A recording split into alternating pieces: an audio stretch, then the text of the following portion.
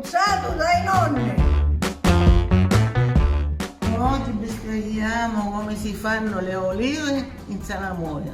Per fare le olive in salamoia ci vuole olive, peperoncino, uovo, sale, aglio e finocchietto. Finocchietto salvato, si raccoglie in montagna. Fate una bella passeggiata che lo troverete a volontà. Vi dovete procurare una boccia bella grande. Vedete, noi ne abbiamo 2. Prendete una bella scudella grande e la riempite d'acqua. Poi prendete il sale, ne mettete un bel po' nella scodella. Cominciate a girare. Sotto le mani, girando l'acqua, senti se il sale si è sciolto. Il sale è sciolto. Per vedere se la salamoria è pronta, si deve mettere un uovo, che se l'uovo va a galla vuol dire che... No, ci vuole ancora sale. Ci vuole ancora sale, non sto fondo. Vedete che non è bastato, aggiungiamo il sale.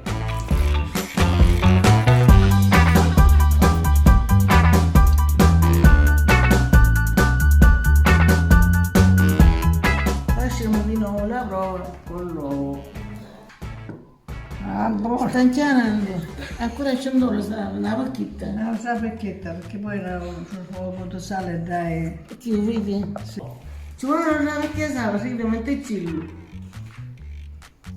Ancora. Non vorrei, meglio che facciamo la prova e poi si giunge. No. A me non troppo salato. Vedi la facile. Eccoci. Mimma, facciamo la prova dell'uovo, questa volta è buono, dai. Avanti, forza. Avanti, è pronto, Quella è vedi? buona, pronta. Che va a galla. È pronto. Adesso versiamo le olive dentro la boccia.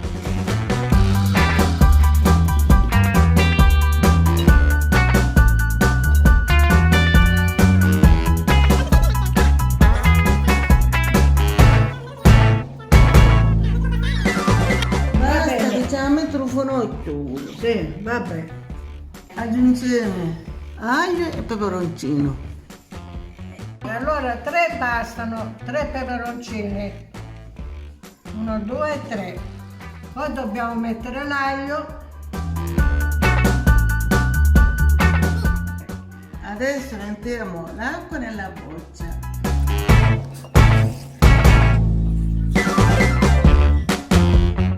Quando le olive sono coperte dall'acqua, significa che l'acqua basta.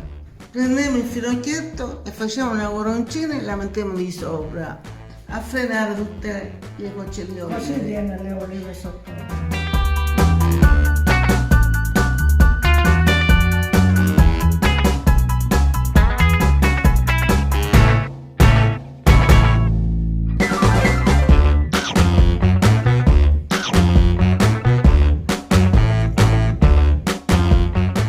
Ora che abbiamo riempito d'acqua, ci mettiamo il tappo.